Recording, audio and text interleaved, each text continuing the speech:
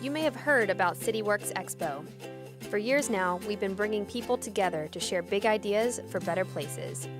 Expo connects innovators across the community and around the globe through an ongoing series of events, conferences, and social media.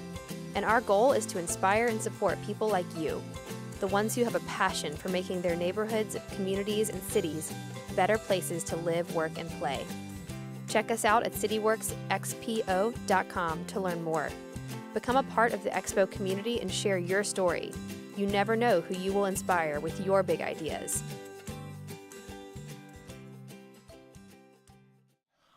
Well, thank you for having me. I am really excited to talk with you all about life at 3 miles per hour, places and people moving at that pace. And it's really encouraging to hear how this event is held in a head and heart space, because it's so good that we move into that place more in our work, in our relationships, obviously, in our day-to-day dreaming and visioning, like that head and heart is living and beating together. So I'm really excited just to share some of this stuff with you. I'm going to start with some themes. I'm just going to give us an anchor for this talk. It's going to be very experiential. I'm going to bring you into some cool stories and some fun things and what I've been able to do from what I've learned. And thinking about these terms, joy. And when I think about joy, right, we're thinking about childlike freedom, right? We're thinking about lightness in our feet. What does it feel like to just have fun more and to laugh more in our everyday life? Freedom and actually standing on the edge and not shrinking back, not letting things get in the way, that you believe that you have what it takes. And peace, that there's harmony inside, that there's harmony with the people in our life, that there's harmony in our workplaces, that there's harmony in our neighborhoods and in our communities. And trust, that we let people into our lives, into all of them, into the pain, into the hard stuff, that we really, truly walk in this world, trusting. And connection, how we feel more and more connected, how we continue connecting to our neighbors and to people that we work with, people that are different. And health, feeling good in our bodies, feeling good in our minds, in our hearts, in our spirit. Honesty, really being more honest in everything. Not just in our relationships, not just with ourselves, but with everything. Courage, the boldness to stand up and to listen, of all these themes, to stand and live from those places. And love, the greatest of all, right? Loving ourselves well, loving others well. Living our life being able to say that we loved well. So I start with these themes because there was a lot of distance from these themes in my life. I understood them, I tasted them, I could get the idea, but to actually live it out, they surround me now. And I'm not perfect, I'm far from perfect, but they are actively a part of my everyday, hour by hour, minute by minute, person by person. And I try like hell to work hard on these themes when we really peel it all back. So, growing up, being disconnected, having a lot of fear and frustration, I was plagued by this question culturally, right? Like thinking about the challenges and the hard times and the things that are coming, the speed at which they're coming, the difficulty, the things we see in the news, global, local, personal. Do we have what it takes to do great things, to make change, to be leaders, to be in the world? But I first had to figure out, do I have what it takes? Do I really have what it takes to make change and to live from these places more often and help others do the same? So, as I was saying, I moved every 2 years of my life. Home was confusing. Feeling grounded was confusing. A lot of these things in my life were just this moving, difficult discernment. I didn't really have a home. And so I was constantly searching for all these things, and there was just a lot of fear. I grew up from one suburban neighborhood to the next. Everything generally looked the same. Sidewalks looked the same. Most people actually didn't go outside. They stayed inside. And I just felt so disconnected. So it was this stirring, growing, building space inside to figure out, like, how do I tap into that? How do I react? How do I find this place of freedom and this place of connection? And I could be here for hours giving you the background story for what made me decide to do this really big trip, but it was this rite of passage, in a sense. I don't know if you guys, that term of just going after it to know that you're strong enough, to know that you have what it takes to do great things. And so it eventually came to this confluence of, like, okay, the perfect version of what I think this might look like is doing a walk across the United States, which is awesome. We should all do that, by the way. 3,030 miles across 14 states. So I started on the Delaware coast, the Atlantic Ocean in Lewis, Delaware, just north of here. I think that's north, geographically. What would that be? East, west, east, not west.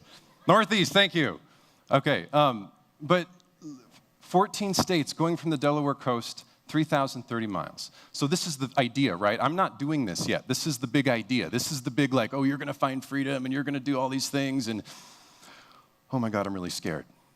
And this guy you see in this picture right here, and I took my dog, his name is Kanoa, and was deeply afraid. I had no idea where I was going to stay. I had no idea what each day held. I had a rough route that I was going to get to the various cities along the way, but I had no idea what lied in between.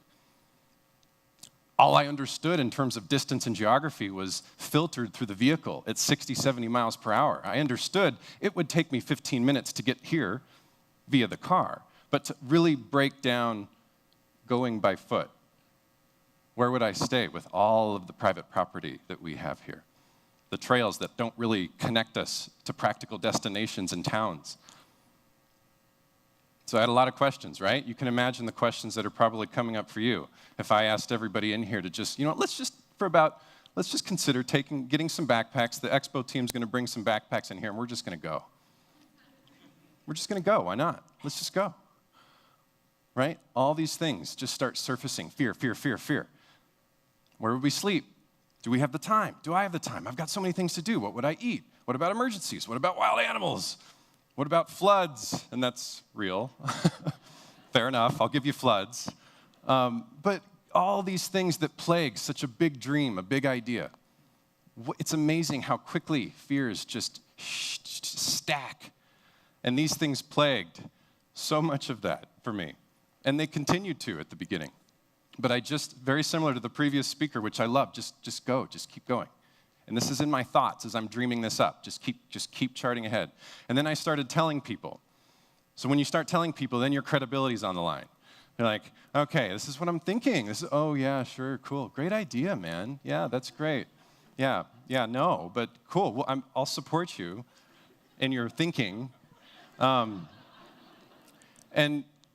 so, as I was saying, it was amazing to actually, okay, now I'm here. Now I'm at the beach. I told everybody, I've got a cool website. Like, where's everybody going? I had a lot of people that dropped me off at the beach at the end. Some friends that drove me out. Everyone's excited. And then back, 20 minutes into the walk, they're all gone.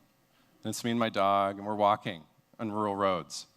And so you'll see on this map, this was roughly my route. And we just started. Going west, it took 3 days to get across Delaware, folks. If you're going to start in Delaware, because it just pumps you up.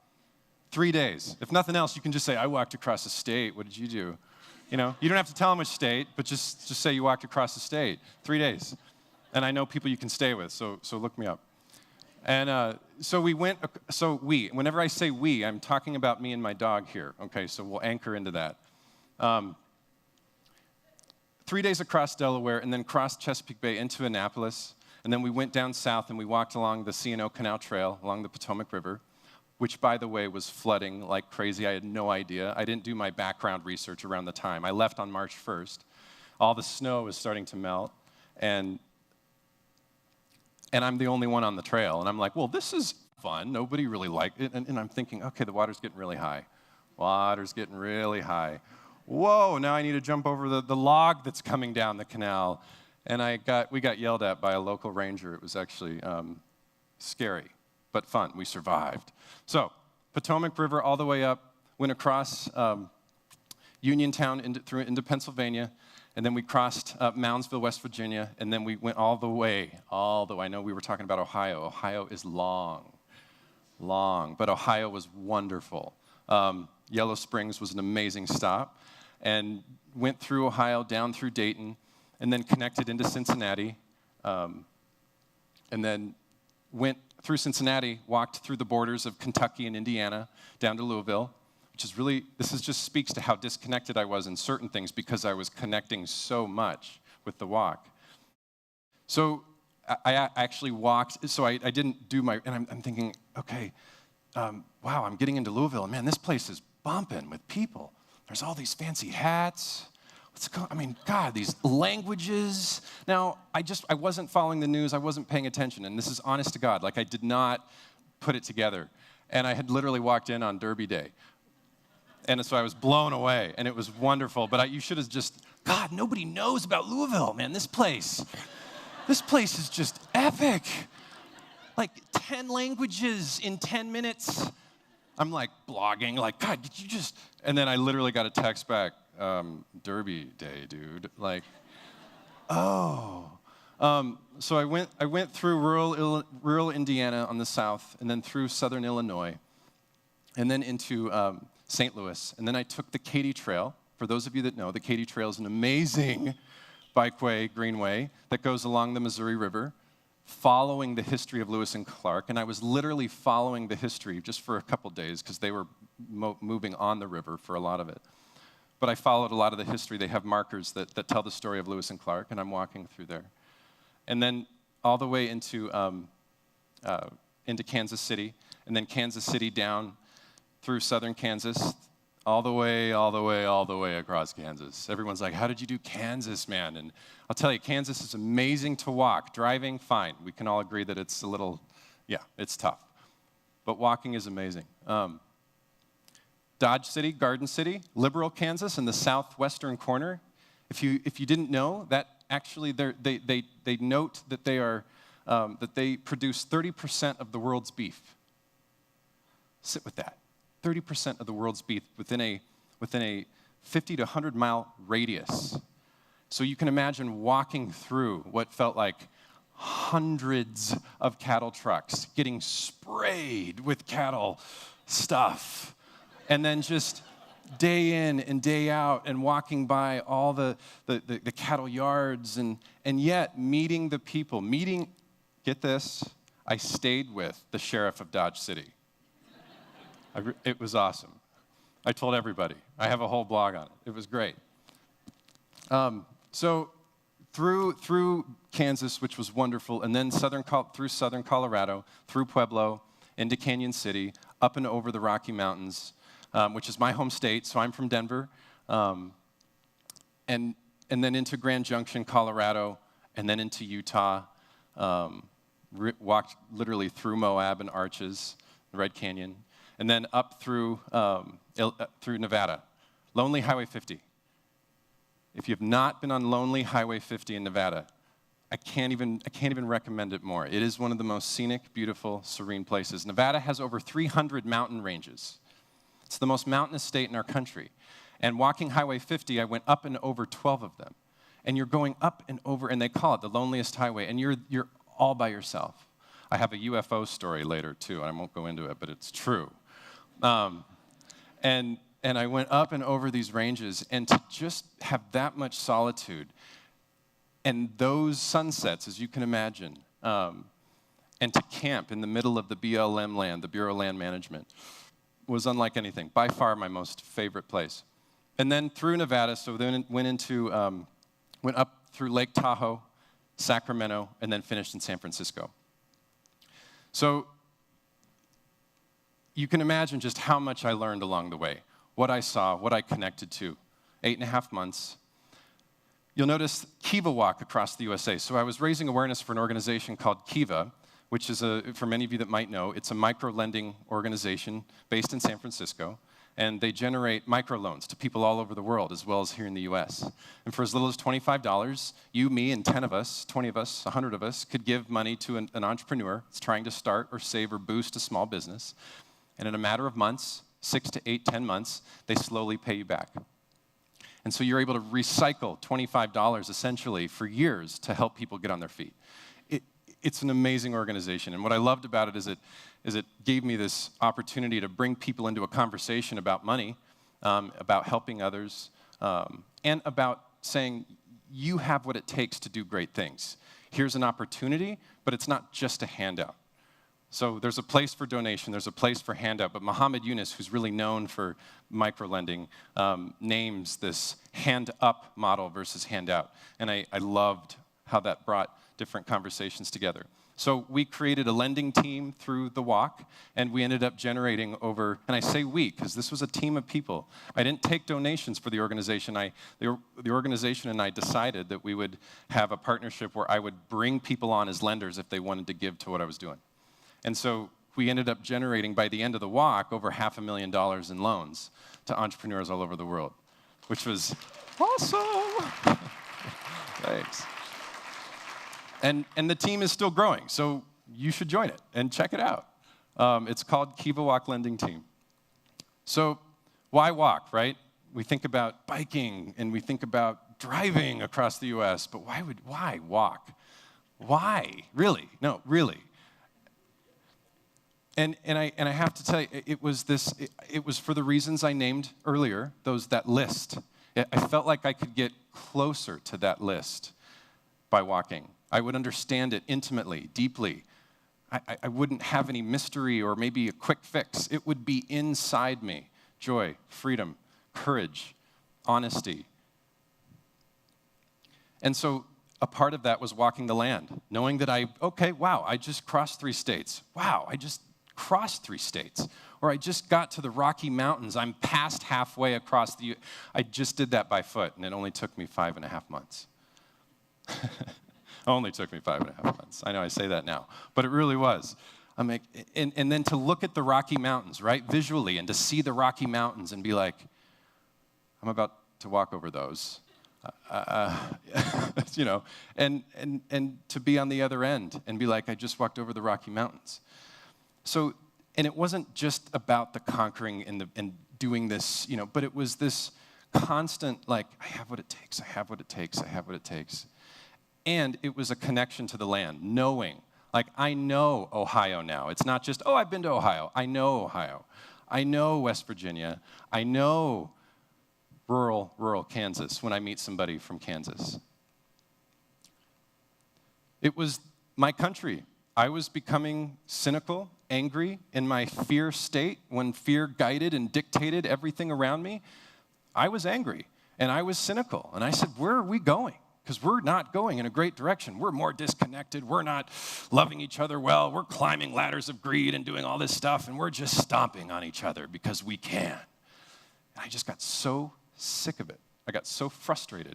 And so it turned into anger, and it was going to quickly result, and it was forming into a result of me just digging a hole in Nevada and becoming, which is fine because I met lots of them when I was in Nevada, but I was on a path to run from it. And to just separate myself because I don't want to be a part of that. And this was all before the walk as I was trying to figure out how do I live in the world more authentically. So a part of this walk was intentionally to get to know American culture, stopping in the cafes, stopping in the diners, talking to people on Main Street, at the post office, having these conversations. And because I'm walking, I had the time. I had the time to really get to know people, their stories, their backgrounds. So speaking of the people difference, engaging difference, not just going from one place of like-minded people to the next, but actually walking through people that believe in an entirely different ethos, politically, religious, different ethnic groups, racial differences, sexual orientation. To stay with people, connect with people, have these conversations, to walk with them for days changed me, absolutely changed me. And it, again, peeling it back, those themes that I named at the beginning, we all want those. So what did I learn? I could be here for hours and hours and hours telling you and talking to you, bringing you into stories. So I'm going to do my best to bring you into some of them. This is Highway 50 in Nevada. So you can imagine, so you see how nicely paved that street is? Because there's no cars on it. Ever. I mean, maybe. One every 45 minutes, one maybe every couple hours. So you can imagine I had some fun time without clothes walking down here because I did, and it was awesome, and you should do it. Don't judge me. And this was up and over the mountains, through the valleys, 12 different times, just going through. Blue sage, dry lake beds, and you could just pull off. So at this point, I swapped out my dog. My dog was fine, but I swapped him out for a customized baby stroller, which was awesome because I could carry water or more things, and I didn't have to take my dog through the heat and the spurs of what would have been in the high desert. Wild horses. I would wake up in the morning in the tent as the sun would come up, and there'd be wild horses in the distance. To just sit and observe and be in that day after day. To actually observe and get told by locals that, hey, a woman was jogging in the mountains the other day, and she got attacked by a mountain lion, man, so just be careful about those ledges there. Is there another way around? No, man, it's the only way unless you want to spend 4 weeks going up and over. See ya. And it's no cell phone, nothing. So it's like, okay, here we go. I'm going to tackle the mountain lion thing and survived. So place. What I learned was places, being with places, seeing rainbows, seeing clouds, seeing things, seeing weather patterns, seeing all the differences, the unique differences across the country. Walking with others, alongside. Literally the manifestation of walking with people, being alongside them. Not just in meetings over coffee where we're against and across the table, but we're actively, physiologically modeling being alongside when we walk together. And this is something that I learned that has gone into my work ongoing to make sure that I do this as much as I can with folks. This is a woman named Debbie Shackner who walked, it took her 2 years to walk across the US by herself. And she raised $20,000 for a library in Kenya. And she had just finished a year before I did. And she was one of the women that I talked to for advice before I went. And we're on the Katy Trail. Another story. I mean, I could tell you stories and stories and stories. But the spontaneous, what I learned, right? The spontaneous, the people that just come up to you, that offer hospitality, that are curious about what you're doing. When you walk, and we're breaking this down into some of the why walk space. You've got all of this spontaneity around you, things that come up, unplanned, and how you choose to engage it, how open you are. This guy pulled over and said, man, I saw your sign. I've always wanted to do this. And so we saw you, and I was walking with my cousin, and we saw you walking, and this was on Scenic Byway 128 going into Moab, Utah. The most beautiful route, because you're walking through the Red Canyons along the Colorado River. And this guy pulled over, and he said, we stopped at a store, and we thought we could get you something. We weren't sure what to get you, but here. And he handed me a 2-gallon jug of grape juice. You know, and you're like, cool, okay, grape juice. I can't, 2 gallons. I can't take this with us, but will you join us and we'll sit and drink grape juice together for an hour? And so we did that. We had that experience, and later on, he invited me to. Do you want me to swap? Okay. Okay, great. Is this better? Okay, great.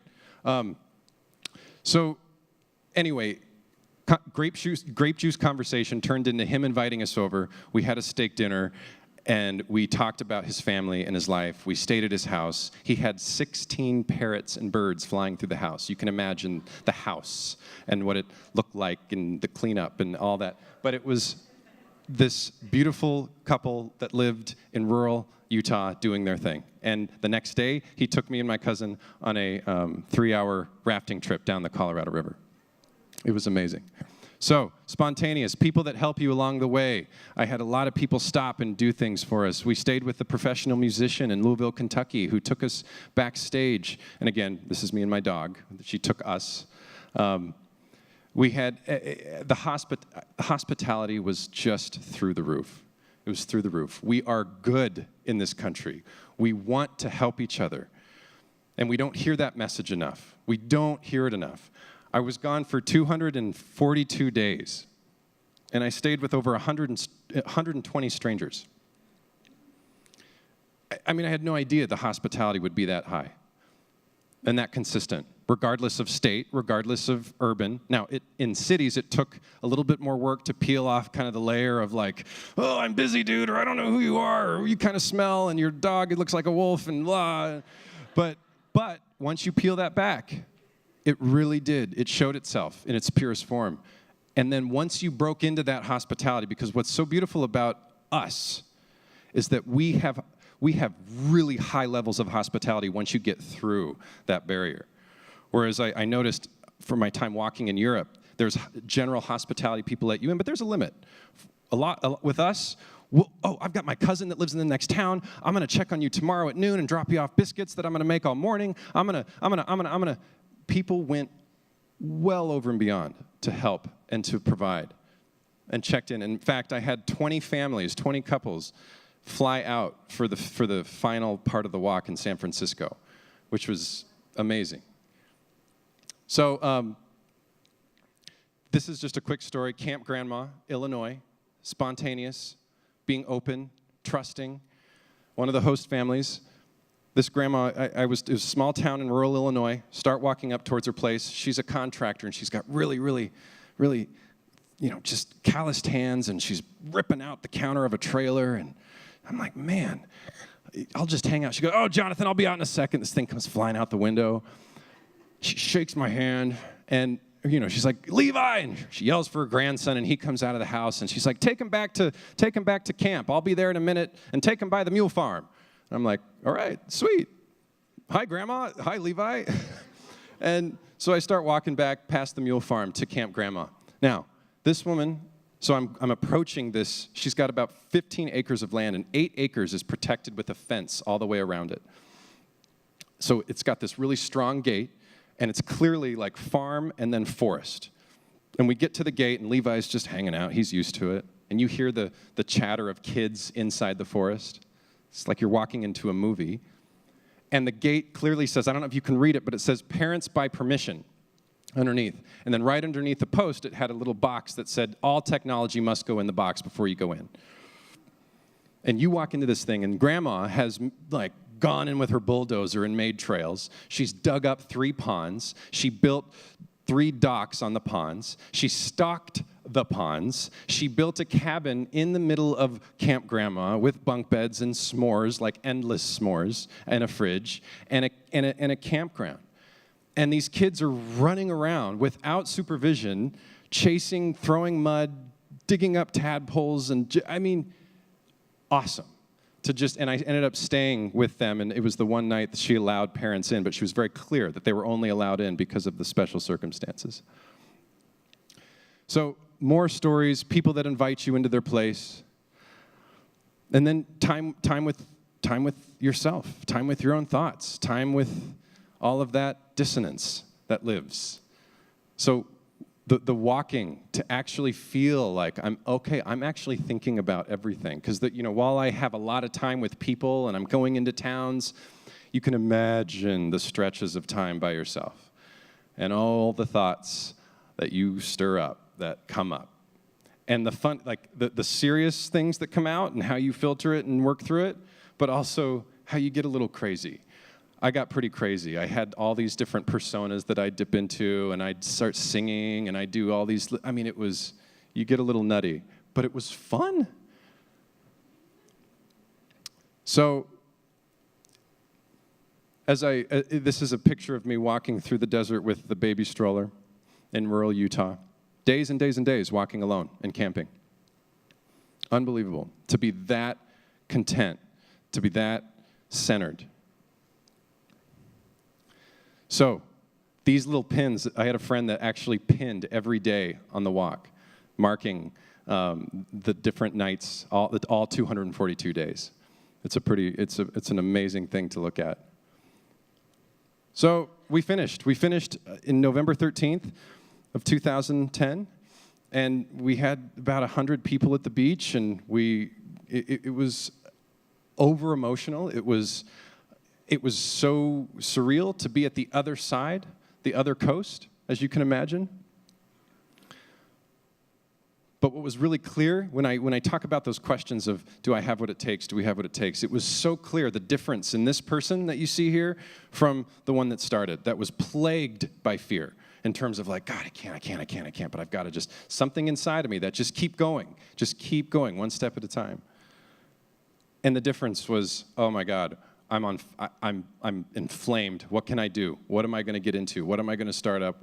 How am I going to rabble-rouse? But what was amazing is my posture completely changed from I want to run to I want to go towards. I want to go towards the goodness of people. I trust people. I want to go towards the goodness of how we can be more connected. I want to give my life to these themes because they're so inherent, moving and breathing and pumping within me. So, now what? Was the main question. Do I just keep going? Because I really wanted to. I just wanted to keep walking, too. I'm like, I'm just going to go north. I'm going to go to Canada. I don't want to stop. I don't want a closet. I don't want a bed. I just want to go. I don't want all these things to tie me down. But I knew that I wanted to grow. And that, to me, at that time, wasn't growing. It was trying to figure out, how do I integrate this? And how do I bring more people? How do I bring all kinds of people into these experiences so that they can inherently understand this whole health benefit that comes from walking? The simplicity, the simple term, the pedestrian term, the basic activity of walking, that simply by choosing to go by foot, all of these themes have been activated in my life in ways that I couldn't have expected or imagined before. So how do I bring more people? How do I start taking people on walks? What's funny is I got back and I started just experimenting, taking people on walks. So I invited people to do, hey, who's interested? I'm going to post it on Facebook, or I'm going to do a 28-mile walk on Saturday. Who's interested? You can, and because I'm a graphic designer background, I've done some crowdfunding coaching in the back. I've worked in nonprofits before all this, and so I'm like, okay, I'm going to make a flyer, and I'm going to put some sweet background on it, and it's going to be like 28 miles walking from Boulder to Denver, or this part of Boulder to Arvada, and like all the different towns around Denver. And I show up, and nobody pre-signed up, and I'm like, fine, they're just going to get there, they're going to show up, and nobody showed up. So you learn, right? Because that could easily be like, okay, yep, that doesn't work. Nobody's really interested in that. But I was like, no, keep going. There's something here. Because people walked with me on this trip every day almost, other than the high desert. And there was that similar change that was happening to them as we walked alongside each other. So not only how do I get people and help people and invite people into walking trails and mountains and these beautiful landscapes that a lot of us already do. We all hike. This area here is infused with outdoor activity and hiking. But how do we also activate our inner pedestrian, our going by foot right from where we live? And how do we connect to people this way? How do we show kids that this is actually how we're built to move? This is actually how we're engineered to see the world, to connect with people, to understand our the confusion mentally, to understand our hearts and how they thump, to understand that movement, the bipedalism isn't just some form of getting around. It's intrinsically a part of our design. And so how do we show kids that this is the way forward for a lot of reasons? So I was discerning what my next step was, and I don't know if many of you have heard of the Camino de Santiago, but this is a 490-mile pilgrim path, walking path in Spain. And so as I finally got some people to join me on some walks, thank you, and they had to get knocked down to 10 miles a day, which was good, but I got some people, I started experimenting, but I still didn't know how it all fit together. I was like, do I just want to lead folks on walks? Yes, that's good. Maybe I want to, but I recognized the challenges. While I was on my cross-country walk, I recognized the huge barriers and challenges that made that easier for folks. And for the people that are already walking, people that don't have a choice to be walking. This isn't just that how the barriers that live within the pedestrian realm, within understanding the walking experience across the board is missing in most of our country. So how do I organize this in a way? How do I create something? Because actually, when searching or looking, nothing really exists for connecting lifestyle around walking from where you live and walking in life, just walking lifestyle. We have hiking siloed here. That's a huge network but it typically involves driving to the trailhead and back. We have pedestrianism just focused on pedestrian advocacy, and that's a growing community, but a small one. We have different mall walking groups for older adults. We don't have much. And so how do I create something that's more inclusive and that tells the broader story of what can be found by foot? So my dad and I walked the Camino. He was also on this journey of hitting refresh in his professional life. And so we walked the Camino de Santiago together. And for those of you that don't know, it's not just a 490-mile walking path. You'll see this red one here on the bottom. That's the main route that's called the Camino Frances. There's a movie out that's been out for a couple years called The Way with Martin Sheen. It's an amazing movie. And this pilgrim path has been around since 800 AD, and it's unlike anything in the world. And it's a spray of trails and connecting trails that tell a story of what can be experienced by foot. I mean, it is something. It is an entire corridor. For 30 days, my dad and I walked on this path, and we stayed in a hostel in town every night. We had the choice of staying in a town or a hostel midway through the day if we didn't want to walk the whole route for the day. It's the economic story of the Camino de Santiago is an entire frame of invitation for how walking and focusing on walkability, focusing on promoting, prioritizing the pedestrian experience in our towns and cities. This is an engine of duh. Like, it's obvious how interconnected, how interdependent, how it breathes together. And people, it's an amazing experience. So I'm hoping there's a lot of you that have now added that to your bucket list. So again, thinking about, okay, now I'm back. I've done this big walk. I've done this other experience that has shown me what's possible in communities. Right now, we can't replicate the 800 AD medieval history, so what? There's still things we have in this country that are pretty amazing. We have stories to tell here, and we can do that in really creative ways. And we already do. We have historic trails. We have greenways. We have some amazing things. And there are so many people in this room that are pioneering those efforts as we speak. I mean, it's happening.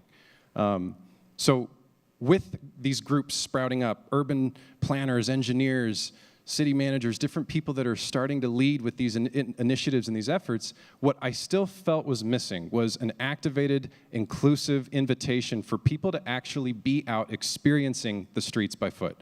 Like, how do we actually get the people out to experience it and see it for themselves so that they become leaders and stewards and a part of those solutions and activate and vote and lobby and do all the things necessary to move us to a more walkable future? So recognizing, right, the crisis and the opportunity. Opportunity is there's really nothing out there doing that, and crisis is that around every corner we're facing, when you take the time to walk these streets, even around Roanoke, that it's like, wow, this is not built or thought or filtered through the pedestrian experience. So we have our love affair with the automobile. Now, I say this a lot, and you'll hear me talk about cars, but I really appreciate the long road trip. I'm not digging the car, but just it is so quickly, as I think we can all generally agree, so quickly become king of how we move from place to place and how we understand time and how we understand just how we understand transportation. So I got here yesterday and I took some walking. I did some walking around Roanoke. Do some of you recognize this street? Great. Well, so this was, and what's the name of the street? Shout it out. There we go. Okay, so right, lovely crosswalk experience here. Really safe, clear, awesome. Yeah, so this is an example of where those challenges live all over the US. It's not just here. That's fun. Just fun. Good luck. So what? Okay, great. So what did I create? What did I do? What's at least And really what it's about is this marriage of connectivity, of intention, but also just getting full-blown creative and experimenting. I'm far from knowing the answer or the solid outcome solution. But I'll tell you, it has been so much fun diving in with all those themes, living and breathing behind the why. To form, 3 years ago, I started this thing called Walk2Connect. And I wanted it to be simple. I wanted it to be understood. It's Colorado-based social business, and we create whole health outcomes through innovative walking programs, and we focus those programs on connections to self, to others, and to place. And we get as creative as we can to do that. As creative as we can. Just constantly experimenting with how we engage and invite people into the walking experience. And it's a social business. So I have nonprofit background, and I'm like, okay, you know what? I want the freedom to respond quickly. It's like our speaker said at the first session today. I want the freedom to respond quickly, to create program on a dime, to discern now what the market, what people, what neighborhoods are saying, and what individual leaders who are volunteering their time, what they want to do. And I don't want it to be limited by where the money's coming from. I don't want it to be limited by what the board thinks. I don't want it to be, I want to do it, and I want to do it now. Now. I'm okay living in a tent. I've done it for 8.5 months. I can live in the tent. I don't need it. So I just started experimenting. And it's far from perfect. I am strapped financially at times and barely trying, but sometimes this new wave of energy and insight will come in. And we're in the process of 3 years in, and we're learning so much. So I organized this company, and we just started taking people on walks. All year long, all kinds of people, all over the metro, all over Colorado. So we're now statewide. We're up and down the Front Range. We have 100 trained what we call our walking movement leaders. And these are people that are trained in whole health trip leading. So it's not just, hey, show up and take people on a walk. It's focused, strong demonstration of care for taking people on walking trips into the built environment that's not built for people. So when you're taking a group of people through the streets, outside of the really nice main street, but into a nice hour-long, 2-hour loop, you're going to run into crosswalks and streets that are not safe, that are not easy, and that are not accessible. So how do you do that safely with a wide range? How do you do that safely while still including older adults connecting with younger adults? So that the intergenerational thing happens, and it's not just dependent on getting young, fit people out. This is about intergenerational connectivity. This is about connecting difference and invitation through walking. And, right, it's also about promoting and activating stewards for the why we need to promote safer streets and safer pedestrian experiences for all. Because when we're out doing this, when we take leaders out doing this, they see, they feel, their heart rate goes up, and they become the stewards for making streets safer for the people that are already walking. The people that don't have the choice. And this is part of that story, is that we have so much work to do to support the people that are trying to get to where they need to go, but the built environment doesn't support them in that. So we deal with what we can. We do what we can. And we get people safely across streets. We run for our lives a lot of times. And we encourage screaming. Sometimes we'll tell our leaders to wave their hands at the cars that are coming to make it just fun and obnoxious, because it's obnoxious. So we encourage these creative walking experiences. We promote walkability. We train leaders. We do neighborhood walks. We encourage and train individuals who are on personal journeys of transformation. So a lot of people that are planning to do the Camino de Santiago in Spain, a lot of people that are planning to do the Appalachian Trail, or a lot of these long distance, because we have a lot of walks that are 12 miles in a day. I do a lot of what I call Camino en Colorados, and they're multi-day walking experiences where we'll go from, for example, one that I would love to do here would be from Roanoke to Blacksburg. And to just have a 2-day experience walking from here to there, and telling that story, organizing a host family in between, and if we need to, get a van to pick us up and take us back. But I guarantee you, things like that, how we build those things into our life, can teach us so much and can do so much for us. So we do a lot of long-distance walking program. We have anywhere from 25 to 35 walks a week, and it's just growing because we have more and more creative leaders trying to get creative around branding. one of the hashtag, if you're Twitter or social media, it's life at 3mph. So if you want retweets and you want to get out and get some love from our social media accounts, use that tag as you're walking and take photos. Life at 3 mph, miles per hour. Now, to be honest, a lot of it's really 2 to 3 miles per hour, we've learned. 3 is a little aggressive. And you guys are like, oh, you're trying to be inclusive. Well, 3 is just a cooler number, right? Like, it's just a cooler number. 2 is like, So I'm holding tightly to that, but I need to let it go at some point, I think. So our leaders aren't just trained to lead walks. It's not just about, oh, lead a walk for us. Like, that's great. But bring your full skill and talent and passion and your expertise into the experience. So we have people, when we train, we want people, so the social business model that I talked about, we have leaders that are making money on walks. They want to lead a 3-restaurant crawl that's 6 miles, that's going to stop at 3 restaurants and get samples and learn the history of the area. Well, that takes a lot of work, and there's a market that they can charge $15, $20 for that. So they make a little bit of money, but they're also filtering and having conversation and leading people into these other pieces, the whole health, the walkability, the different themes. And we really, really, really, we love that freedom. Again, I'm naming the social business space because sometimes there's a default to go to nonprofit with things like this. It's a good service, so a nonprofit's the way to go. But the social business lens has allowed us to give individuals complete freedom to lead the walks they want to lead, which has empowered them to show up fully as leaders. And it's brought in their audience into what we're calling the walking movement across the nation.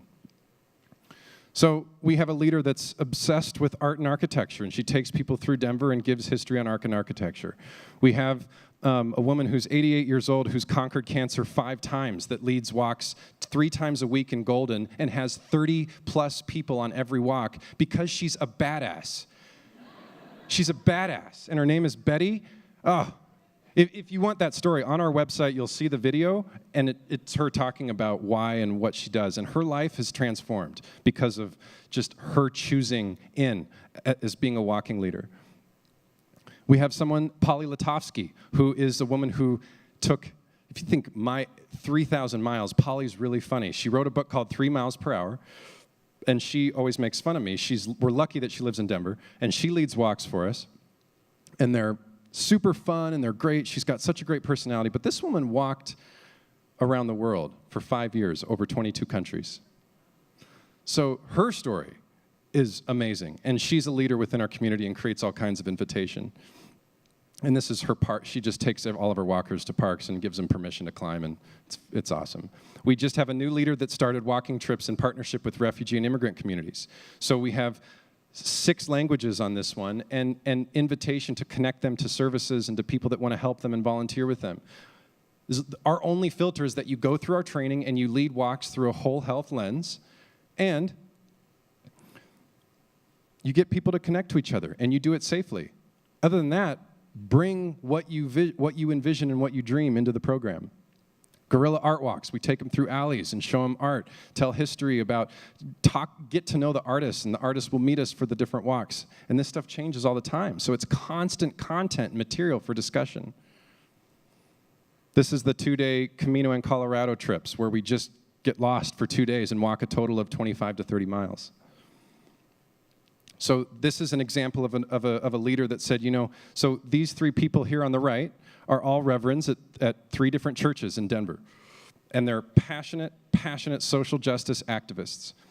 The one pictured on the left, her name is Dawn, is one of the leaders for the Black Lives Matter 5280 in Denver. And she and I have been friends for years, and she came up to me, she's like, I want to start something called Walk Black. I'm like, okay, let's do it. And so she created a logo of her and her two friends, who are all pictured here. And they're an amazing couple. This is a Latino woman, this is a white woman, and this is Dawn. And they've done an amazing thing, and their tag is interreligious, interracial, intercultural walking experiences. So they're intentionally creating invitation around all of these different groups to come together and walk together. That's as simple as it is. But it started as Dawn wanting her kids to feel safe walking in difference, walking in the challenges of what's actually been talked about in the first presentation today. Entry, diversity, inclusiveness, we're just trying to get as creative as we can with how we have a contract with Denver Housing Authority. And so we work with people that are, trying to make ends meet, that have different abilities, that are trying to get through. And this woman right here in the back on the wheelchair is a walking leader. And she's trained. And she takes these folks from Denver Housing Authority that live a block away in horrible walking conditions to the grocery store and back and to the park and back. And they are some of the biggest advocates for walkability. If you want to see walkability change in your community, invite them intentionally, and they will cheer and they will stomp down people, literally, that have opposition to it. Walking maps. We create walking maps that create invitations, so just that give that extra, suggested routes, safe routes, different colors for different themes. We encourage all kinds of things around constant promotion and invitation to get companies and families and leaders to walk together in everyday work, everyday relationships, that colleagues go on walking meetings. You've seen and probably heard of walking meetings, but next time you have a discussion or something tough that you want to say to your boss, or next time you have conflict with your spouse or with someone in your life, and conflict might be tough for you, take them on a walking meeting, because you are allowing the experience of the open sky being alongside. The actual physiological experience of walking is making that experience safer for both of you. So building in walking meetings into your everyday toolkit for how to connect with people and to be visionaries within your company is big. We just this last weekend had a festival called the Northeast Walk Fest, and it was an amazing partnership. And again, I'm referencing that first group that came that talked about volunteering and listening. This is one of the most. There's a lot of dangerous and violence in this neighborhood. It's actually 5 blocks away from where I live, and the pedestrian climate is not safe. And so coming in and having a huge, big block party that's focused first on a block party and on this community and on the local folks, the time that it took to get to know the volunteers and figure out what they wanted and how can I support them, and then having materials and leading. We facilitated 10 different themed walks that told the history and the story of the neighborhood. We had about 2,000 people. They brought it was partnered with their programs, which they called Salsa and Soul Unity Fest, but it was paired with the Walk Fest as this one big event. It was amazing to see how it came together. Understanding practical destinations, looking at maps and creating, I tell people all the time, draw a 1-mile radius from where you live or work and commit to not driving anywhere within that radius. Just get that map in your head. What is that 1-mile radius, that 15 to 20-minute walk, and commit to not driving anywhere within it. We train our leaders to become, so it's not just local, it's not just statewide, but the Walking Summit is in DC at the end of October, and so we've got 4 leaders on scholarship to go to the Walking Summit nationally, and they're going to participate in presenting on some of the stuff that they're doing, and again, just infusing them with, we have what it takes to do great things through walking. Getting really creative. It doesn't take a lot of money to start the invitation. This is an amazing project in Denver called the Whittier Alley Loop, and it's simply paint, and it tells the history of a neighborhood, and because of the paint and the maps that people were handed out, it's a half-mile loop around the neighborhood. People are walking it all the time. It's an activated pedestrian center now. So I'm going to go through these photos pretty quickly, but just permission and ask to get lost and get rambling in your community. You'll notice some of these, this is me just getting lost. Everywhere I go, I try and spend time walking and getting lost, truly, and just taking photos and having stories, learning the best restaurants and finding my way to them.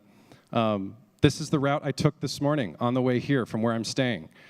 So it was about an hour. It actually took me 2 hours at an exploratory pace going through Roanoke. So this was my route through your hood, and it was great.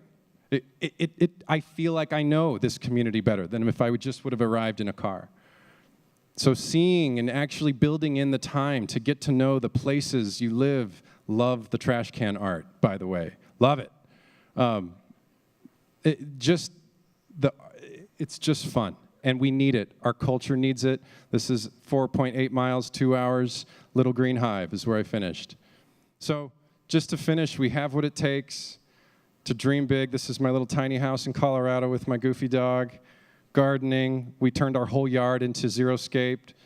Notice the details when you do these things. Don't just speed your way through, even by foot. And love well. We've got to love each other better, folks. And we've got to love ourselves better. So I'll finish with this quote. What is your vision for a better world? You have to write it down, hang it up, and ask yourself each morning, am I working on this? Great. Thank you.